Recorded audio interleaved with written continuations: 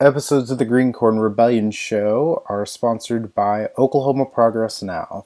Oklahoma Progress Now is a 501c4 organization focused on building progressive power in Oklahoma. Their primary efforts are on developing progressive content for a 21st century audience, coalition, and capacity building across progressive organizations and causes, and working to see elected leaders who are more responsive to their constituents and the needs of the many.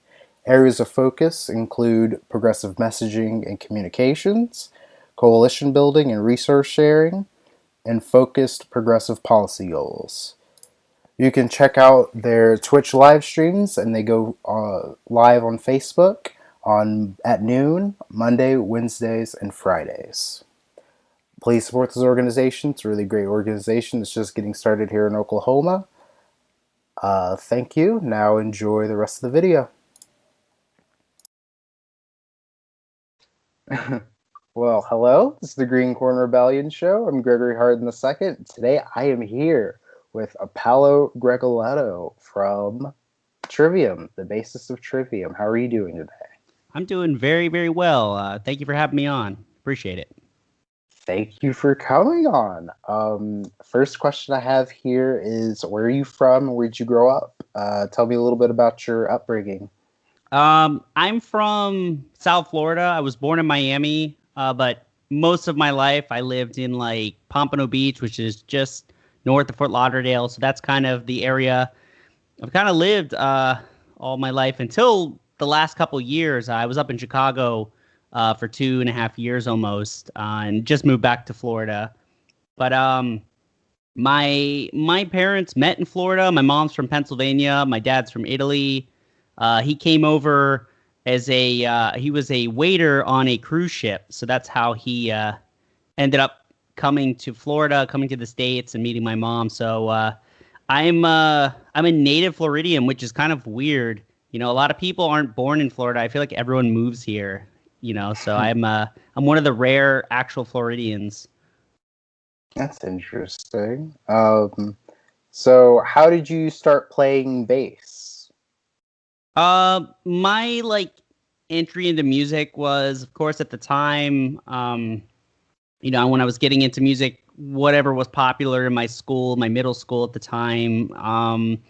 Me and a couple of my friends were really into like pop punk and stuff, and kind of rock and metal, you know, pretty much whatever was being played on MTV in like 95, 96. So me and a couple friends wanted to play at a thing called the Italian Festival at our Catholic high school's fair. It was a yearly fair. And so bass was the instrument that was left on the table for me to play because I had two friends that played guitar. I had one friend that played drums. Actually, a guy that played in Trivium for a little bit was the guy that was playing drums. And that was kind of how I started playing music. And we played For Whom the Bell Tolls by Metallica. We played Self-Esteem by The Offspring and Damn It by Blink-182. And I was supposed to sing, but I chickened out. And so it was all instrumental for our first show. And that was like the thing that sparked it for me. That's cool. So who were some of your biggest influences? Ooh, I mean, pretty much from day one of playing bass. Once I discovered Metallica, I feel like Cliff Burton was like kind of the big one. And even to this day, I kind of still regard him as like probably my top influence. Just, you know, obviously never had the chance to see Metallica play with him, so like I kind of had to experience it through all the, you know, videos and stuff I watched as a kid. But I just always loved his eccentric playing and just kind of, you know, being kind of he seemed like somewhat of the outsider of the band. He kind of did his own thing, and I just always like loved his style and just like his vibe in that band. You know, obviously they're probably they are my favorite band, but it's he's definitely top idol. And then Steve Harris from Iron Maiden's probably like kind of neck and neck with him. That's cool. So I notice sometimes that you tweet about new metal quite a bit. Is that something that you listen to a lot or are influenced by? Yeah, I mean, I it's kind of weird because I again, like 95, 96 was like my entry into music, into wanting to play, into getting into it. And, I was pretty much getting into music in the height of new metal. I love Korn. I mean, I still love Korn. I love the new music. Uh, but like Life is Peachy was like, and Follow the Leader are like two records that are just like etched into my into my DNA musically. Because they're just like they were so powerful and they're so dark. And I think what kind of really just kind of made me go more towards metal music than anything else was that. I love $3 Bill, y'all. Like, great record. It was kind of like, I was searching for like whatever was like the heaviest stuff that I could find. And, that was the heaviest stuff that was being played on TV and on radio. So I was like gravitating towards that. And of course, discovering Metallica was just kind of like this like eye-opening experience. And then from there, it was like, okay, I got to find heavier stuff. I got to find more. And then I had to kind of like search for like the underground stuff. And it led me to just like discovering all types of things. But new metal was definitely like for me kind of a ground zero moment, time period for me, just kind of discovering these like heavy bands. I think like by about 99 2000, that's when it starts to get like saturated, and there's kind of some stuff that's a little like this wasn't for me, and it felt like a lot of it was just like gimmicky. you know Slipknot sort of like broke everything with like what they were doing, and Mudvayne as well. Like they're the two bands that like they had a gimmick, but it didn't feel corny. The music was just so good, it backed it up. And so that was kind of where like my new metal era kind of ends. And then it's just purely metal from there, just discovering all the subgenres and never looking back. Yeah. Yeah, because whenever I was reading through on Wikipedia, it was talking about the bass you use. It said that you use a 5 string, and I Yeah. was like, oh, that's like a new metal type thing, because in new metal they use mostly 7 strings and 5 string basses. So I was like, oh, I wonder if he's actually like influenced by new Yeah. metal, and yeah. Well, funny little aside to all that is that on the first record I played with Trivium, Jason Sukoff, who produced our record, he didn't like my 5 string that I had. It wasn't. It was like making noises and stuff. It wasn't gonna work for the record. So we went out and bought one, just for the record, that he bought, and it was a Fieldy 5 string, the K5. So the first record I recorded with Trivium was actually Fieldy's signature bass at the time, which is just kind of a random, really random thing. And I don't even know if Jason still has it, because I would love to get that from him, because obviously he played it on that record, but just to be a fun bass to have around. That's interesting. Which album was this one again? Ascendancy, that was our debut on Roadrunner. It was the band's second record and my first record with the band. All right, that's interesting. Um, that's really cool. I didn't discover Trivium until I was, well, I mean, I was really young whenever y'all first were a thing, but I discovered Trivium in 2013, I Uh, believe.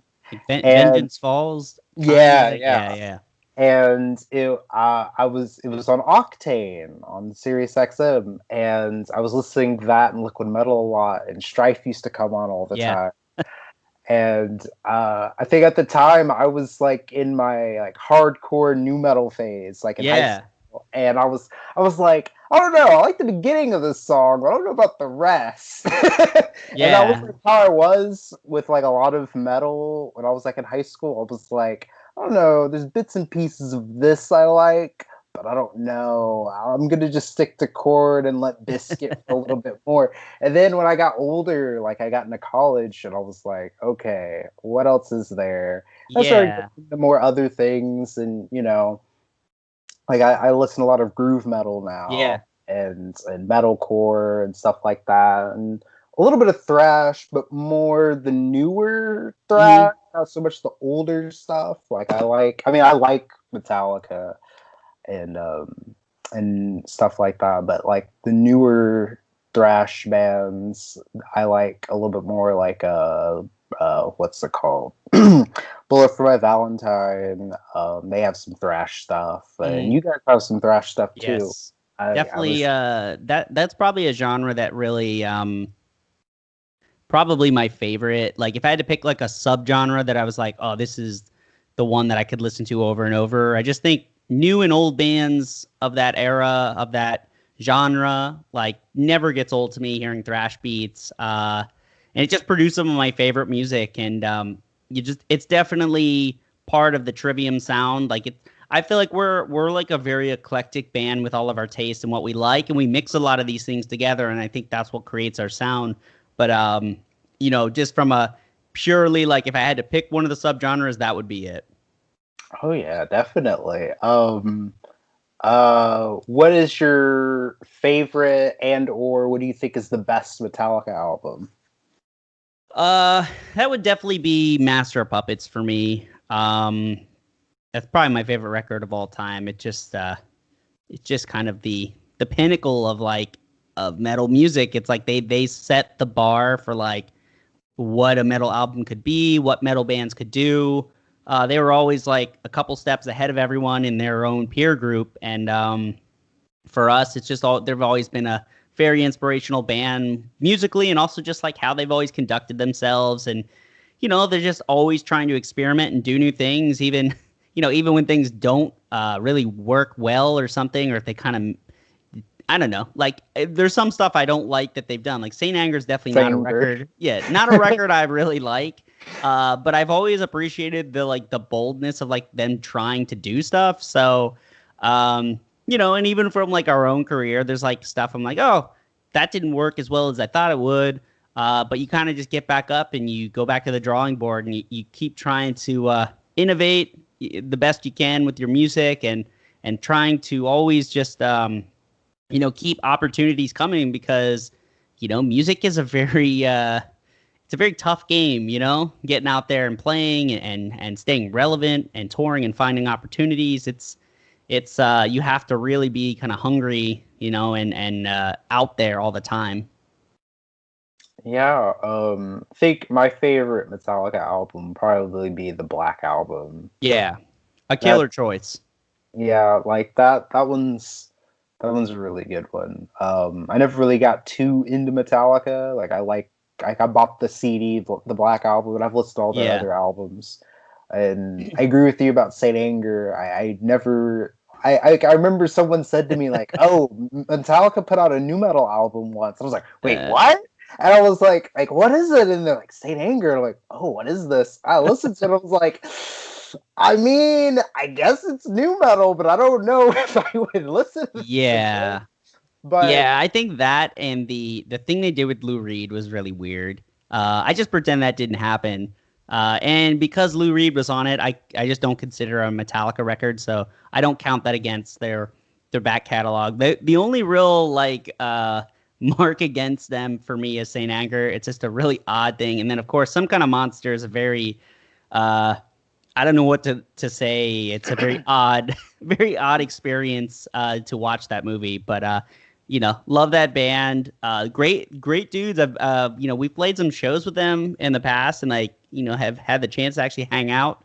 They're very nice guys and stuff. And but yeah, very you know for me, it changed the course of my life discovering that band and. But also they have flaws too, and it's good to be able to recognize flaws in the people you look up to and respect. Sometimes I think it's a healthy thing. I think maybe in culture that would be a better thing if people a little less standing, a little more like kind of critiquing, when it's called for what yeah, you like.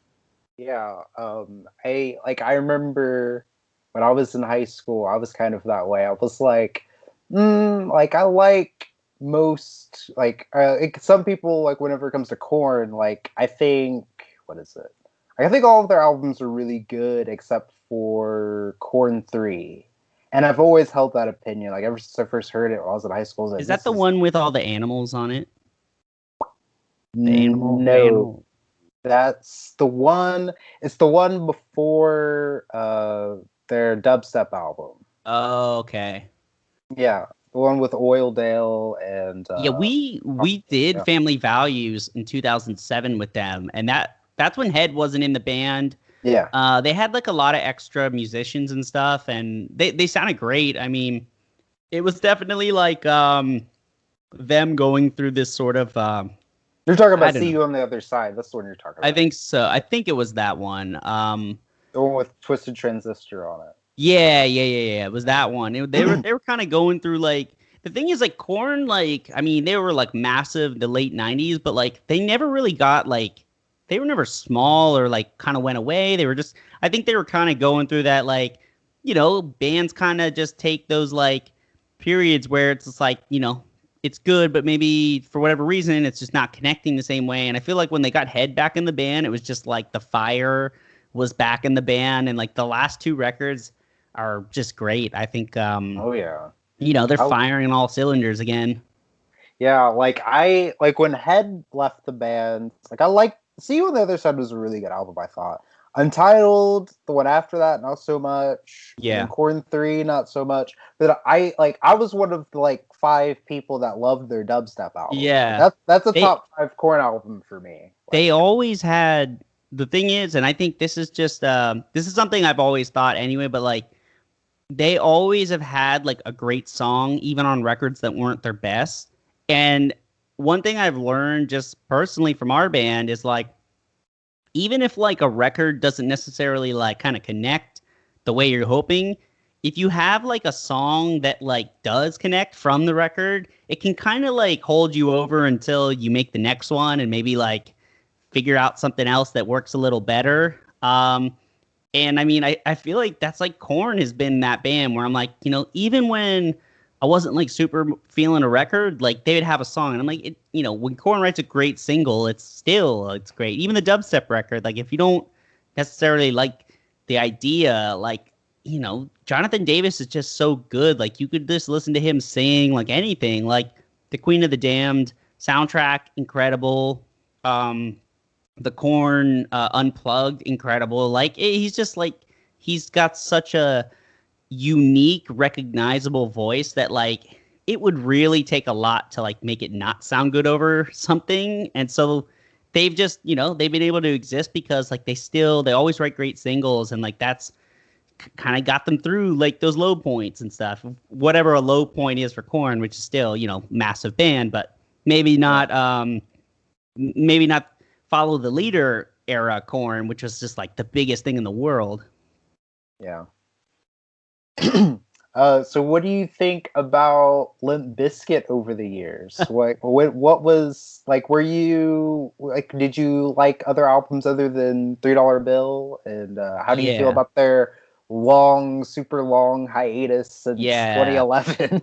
Yeah, they what was the one? What the record after $3 Bill Y'all? What the hell? Significant Other. Yeah, Significant Other. I like that one a lot.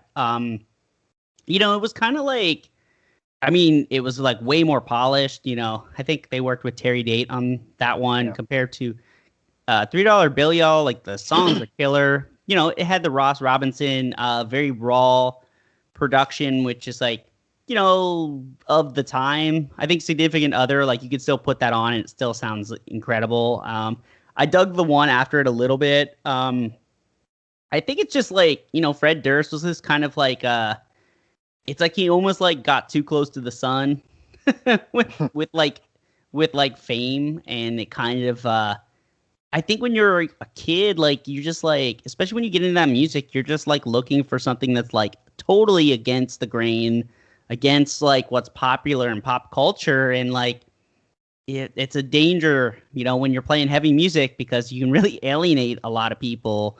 And I've always kind of taken that as like kind of a good lesson of like, the mainstream culture is never gonna really like accept like metal and stuff. Not the way maybe it was in like the 80s or whatever. And even in the 80s, like mainstream culture didn't like, they thought it was like evil or whatever. And so like, trying to like win over all these like regular people, and then you kind of alienate this entire fan base. It's like hey, we made you, like, we like what you do, you represent us, and you kind of just like, you hate to say, I guess, sell out, but like it's just kind of like a weird thing, and it kind of like loses the coolness, and then there's always something else around the corner that's going to be like the new cool thing. And I think for me, it was just like after that, I got more into metal that was like way outside of just the mainstream kind of rock and metal of the time. But like those first two, three Limp Bizkit records are incredible still, and I've seen them play in Europe. They did some festivals. They still headline, like people love that music, and they don't even need to put out new records. They can just do that forever until they retire. And I will tell you, some of the most energetic I've seen a crowd get.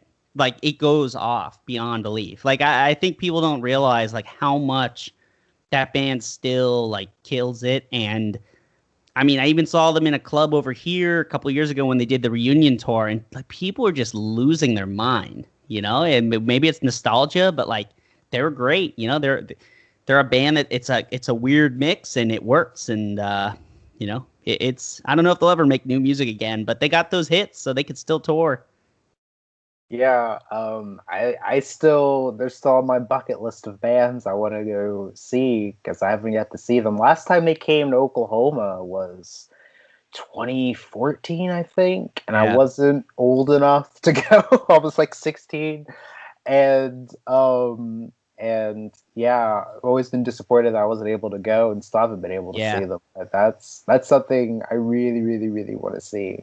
I've seen Korn, I've seen Chevelle, I've seen a handful of my other favorite bands and bands I've wanted to see, but I haven't seen Limp Bizkit yet. And then Yeah. I never got to see Linkin Park before It's Chester a shame. died, and that's sad, but still Limp Bizkit. Yeah, Gotta see definitely got to Limp do it. Bizkit. They are worth it. I mean, whatever you think of Fred Durst or anything from the like late '90s kind of thing, I feel like that's all kind of like washed away with time, and it's just kind of you're left with these great like just classic timeless like new metal bangers, and like it's great. It's so fun. Like I think they're a band that like if they come back down to Florida at some point, or if they're headlining a festival we're on, like I would definitely make it a point to go watch them because it's fun. Yeah.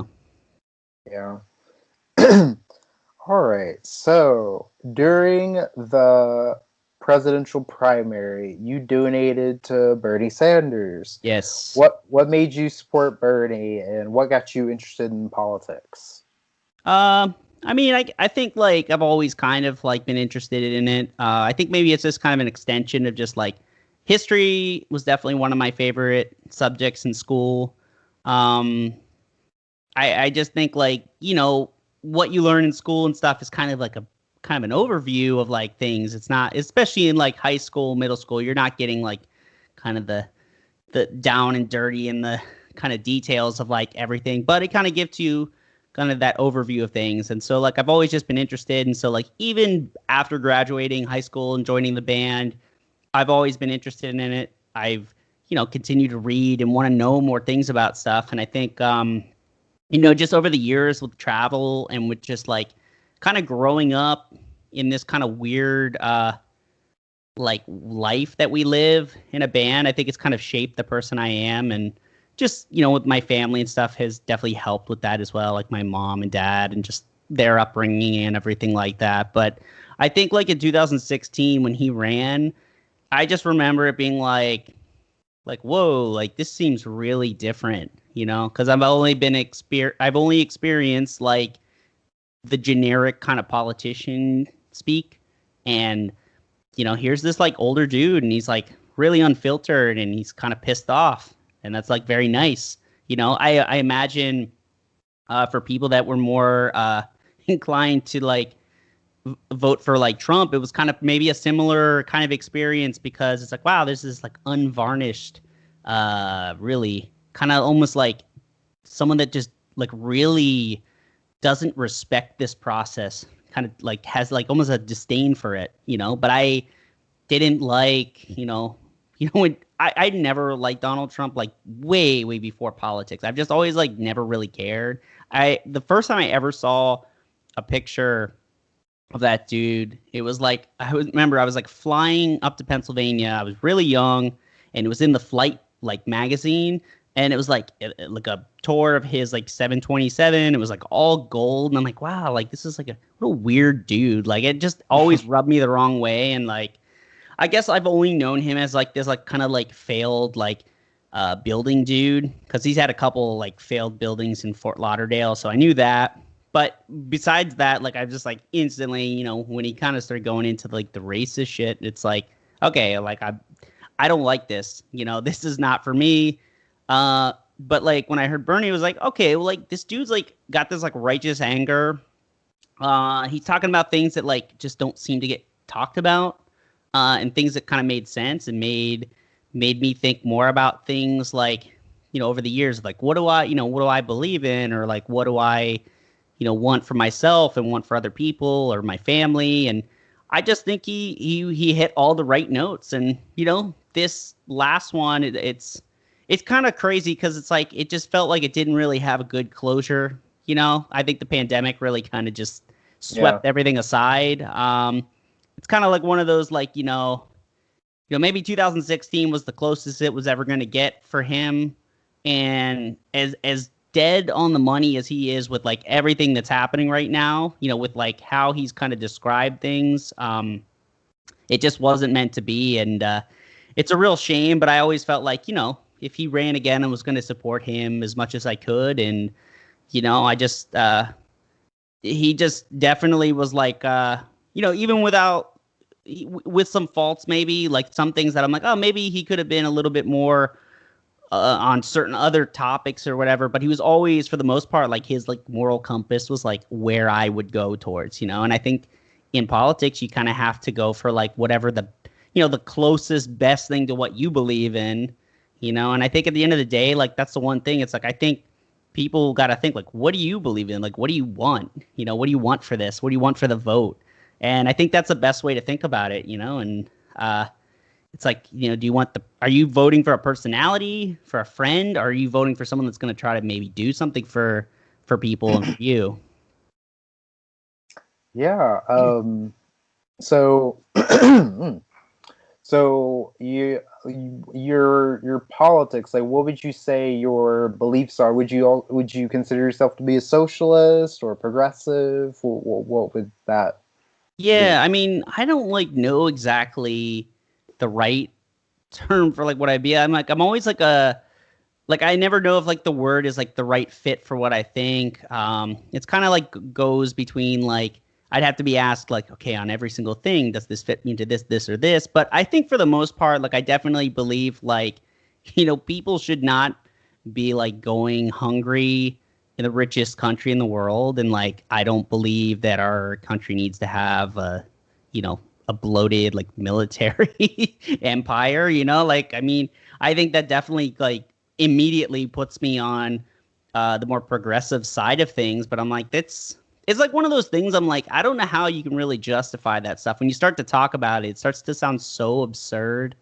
Um, it's kind of funny because before I ever thought about it, like I feel like a lot of the music and stuff I got into when I was young, like especially the thrash stuff, I feel like it was always like it kind of pointed out a lot of like things like that, like talking about really heavy topics, especially like more like war and type things like that, or going back now, knowing what I know about like the world and history and like listening to lyrics, I'm like, oh, they're talking about like death squads in Central America and like all this like crazy stuff. And then you start to be like, oh, and this is how we were involved in these things, like things that there was no context in the lyrics or whatever. But like, I think that's kind of something that helped shape me.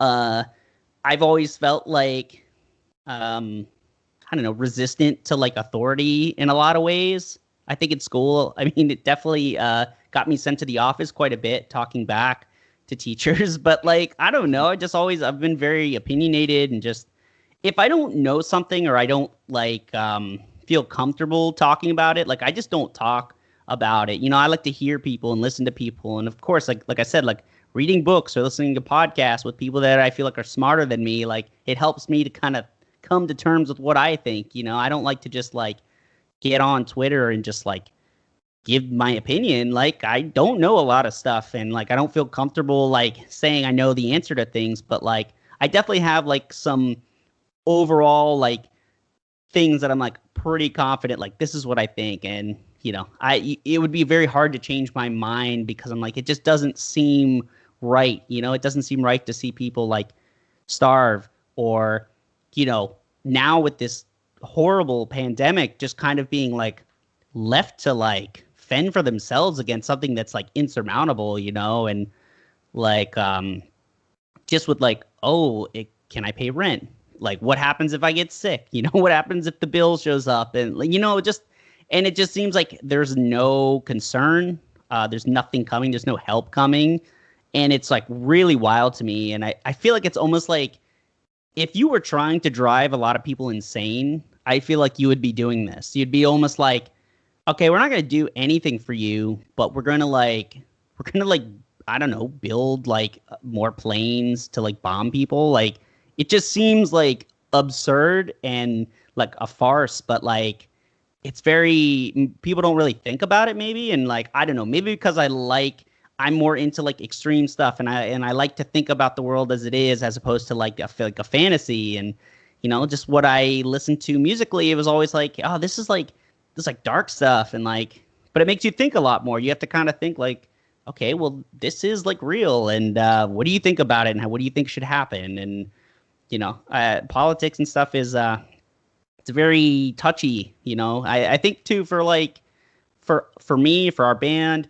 it's one of those things almost cliche now when people are like, oh, stick to X or Y and not politics and stuff. But it's like our music and lyrics, like there's a lot of stuff that's like in there. It's like pretty explicit, the way we think about stuff. And like it would be really weird if like we didn't have that. It's like almost like the music lends itself to be more about like real topics and like heavy stuff, like lyrically, than just like, I don't know, like some other genre that maybe doesn't deal with that. And I think maybe like, hip hop is a great example of a genre that like definitely like will dive into real shit, and I think that's why people respond to it and like it. And I guess for me, that's just the way I kind of think about music. And now, like looking back, it's definitely helped to shape the politics and person I am now.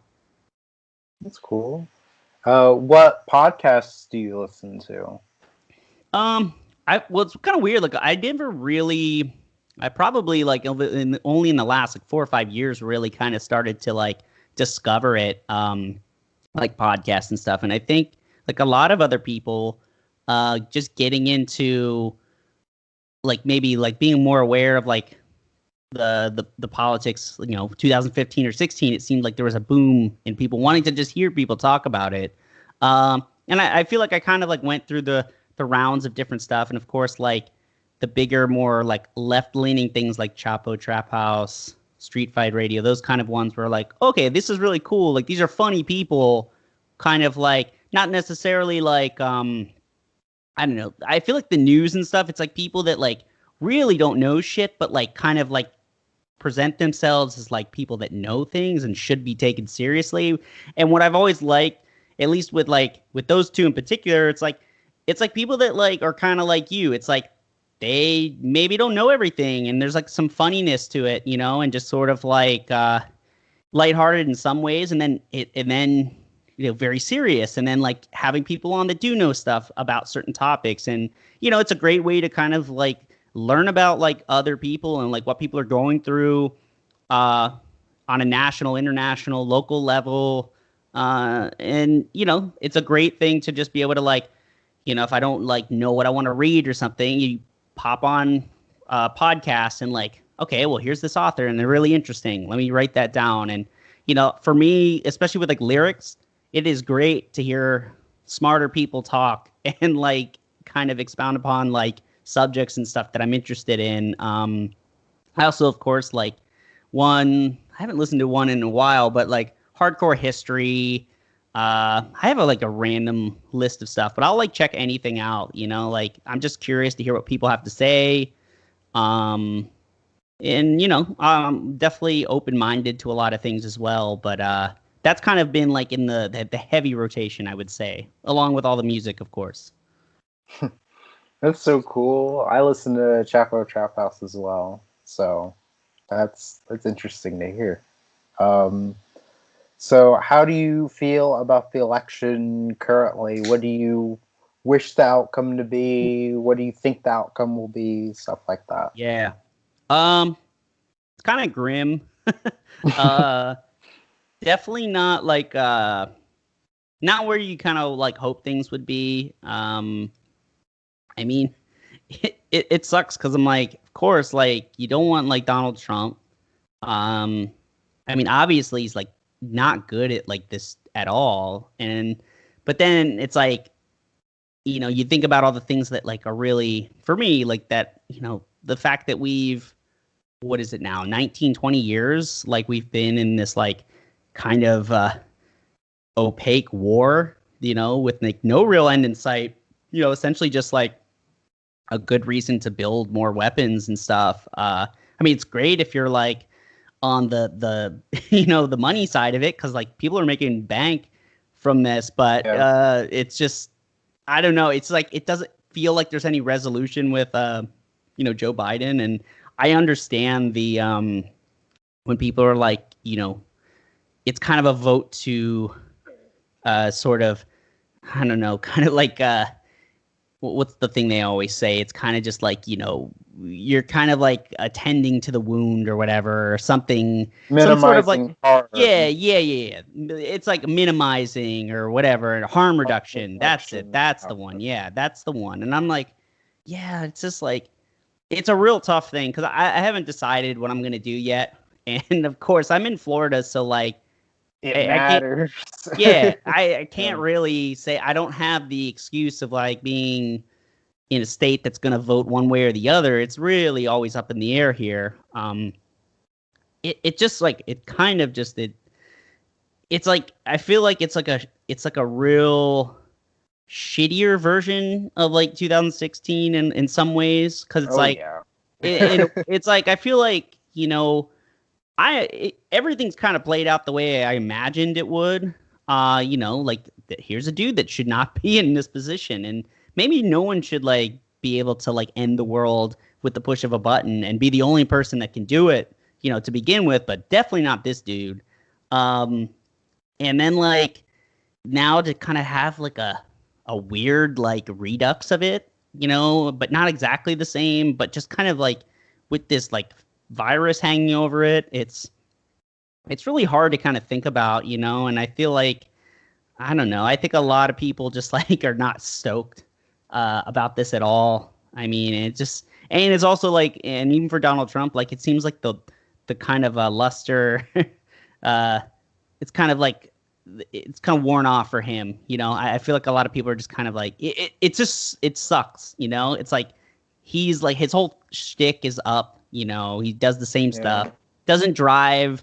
I just remember in 2017, everyone feeling like dread and all this, like, oh my God. And like now it's just like, I think everyone's just tired. And like, I don't know. It just, to me, the real like shitty thing is just like how so many people are being left out to just hang out there with like this virus. And I'm like, I can't comprehend it. I mean, my girlfriend, uh, she just graduated. She was in the Air Force for like 6 years, went back to college, to get into something else. And, she just graduated and like everything just kind of like falls out. Like it's like right as she's like graduating, everything is like, okay, Yeah. like everything's over now. Like the year's done. And just like how, I don't know, just like there's like no jobs and stuff. You know what I mean? Like just being able to kind of like have a small glimpse into like what is possible for a lot of people right now. And I feel very fortunate to have like the band and to have like the job that I do and like be successful and to have fans and like all this stuff. And it's like, but at the same time, knowing that there's like this much pain and that no one is doing shit for them. And it's like, Yeah. it does not, that's why I say it, I feel grim thinking about the election. I don't watch CNN. I don't watch Fox News or MSNBC. Like it would drive me insane.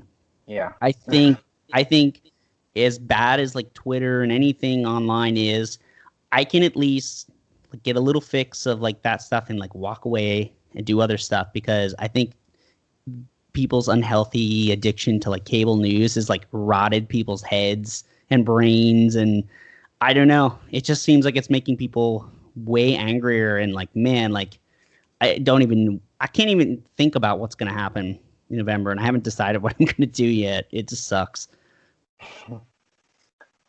Um, well, thank you for coming on and chatting with me. It means a lot. It's not all the time that I get to have a bassist from one of the best bands in all of heavy metal come on the show. Yeah, man. Appreciate it.